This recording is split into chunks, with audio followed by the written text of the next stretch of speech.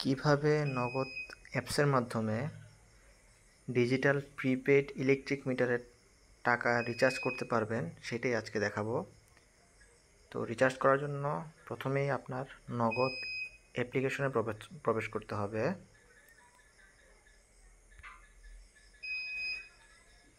নগদ অ্যাপ্লিকেশনে প্রবেশ করার পর আপনি আপনার পাসওয়ার্ড দিয়ে নগদ অ্যাপসে লগ ইন করে নেবেন। তারপর আপনাকে বিল পে অপশন এটি সিলেক্ট করতে হবে। পেমেন্ট অপশন থেকে বিল পে অপশনে ক্লিক করার পর আপনি কোন ধরনের বিল দিতে যাচ্ছেন সেই ক্যাটাগরিগুলো নিচে শো করবে আপনাকে। তো আমরা যাচ্ছি বিদ্যুৎ ক্যাটাগরি দিব, তাহলে আমরা বিদ্যুৎ সিলেক্ট করব।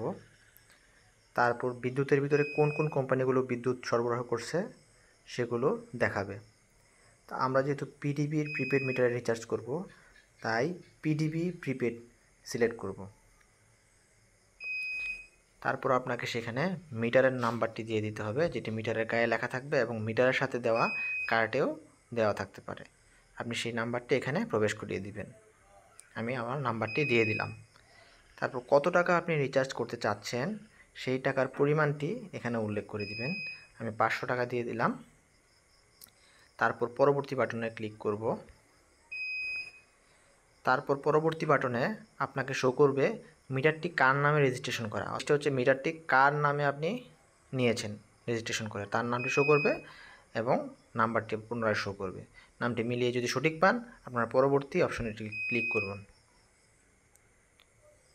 পরবর্তী অপশনে ক্লিক করার পরে আপনার পিন নাম্বারটি পুনরায় দিতে হবে এবং আপনাকে অতিরিক্ত খরচ বাবদ 5 টাকা কেটে নেবে। সুতরাং 505 টাকা নেবে। আমি আমার পিন নম্বরটি পুনরায় দিলাম এবং পরবর্তী বাটনে ক্লিক করলাম।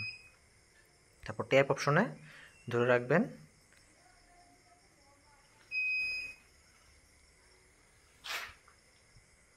আপনার প্রিপেড মিটারের টাকা রিচার্জ হয়ে গিয়েছে। এখন সেই রিচার্জের জন্য আপনাকে কী করতে হবে, এই যে উপরে মেসেজে আসা 20 ডিজিটের পিন নম্বরটি মিটারে প্রবেশ করাতে হবে।